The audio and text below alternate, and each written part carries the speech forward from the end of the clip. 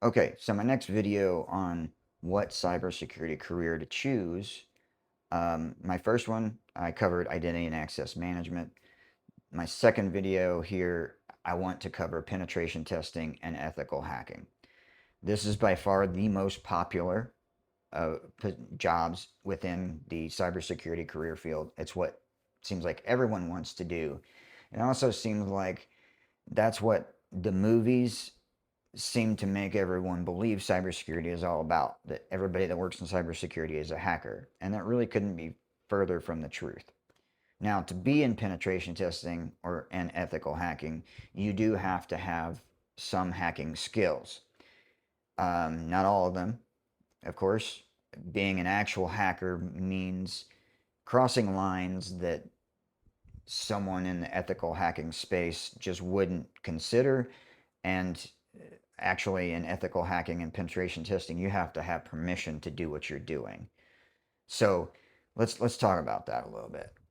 Using my house analogy that I keep using in all my videos, ethical hacking is breaking into your house, trying to gain access to your house to show you the vulnerabilities in your house and how attackers or how someone would try to get in your house to rob it, right? Same concept. Now, there are actually several kinds of penetration testers. There are web-based penetration testers that um, work solely on web server platforms.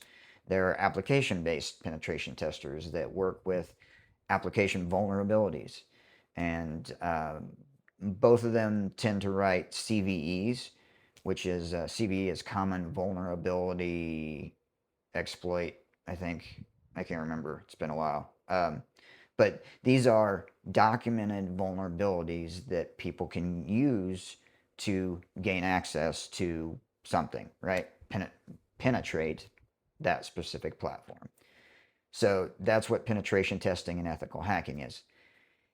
Um, Ethical hacking is learning it, just like it sounds, learning how to hack in a limited way ethically.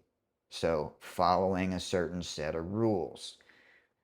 I've known many people that have gotten into ethical hacking that thought that because they learn how to be an ethical hacker means that they're capable of going out and becoming a real black hat hacker.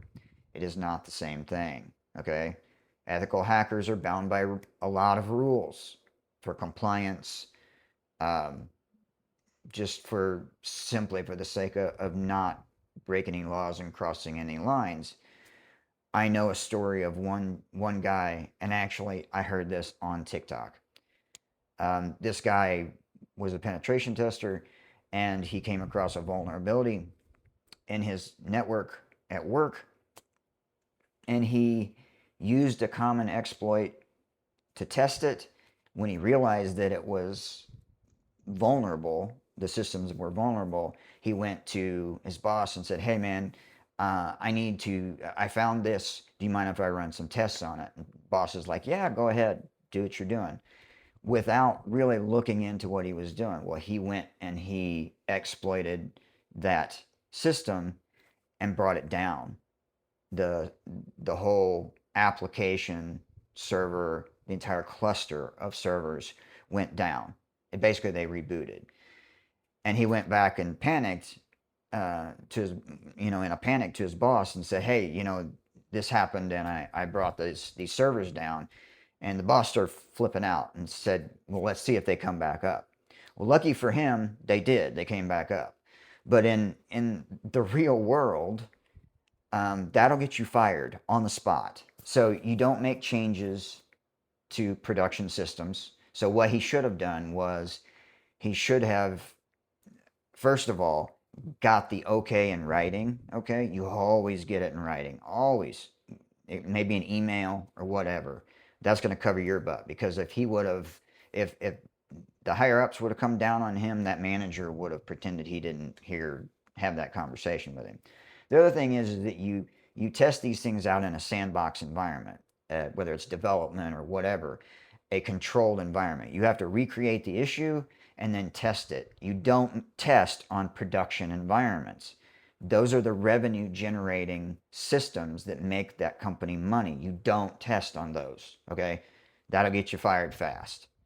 Um, so yeah, and let's see, and then change management. You always want to follow change management. So you don't test these things unless you do it during a maintenance window, which is an allotted time set aside specifically for making changes to production environments or testing things like that.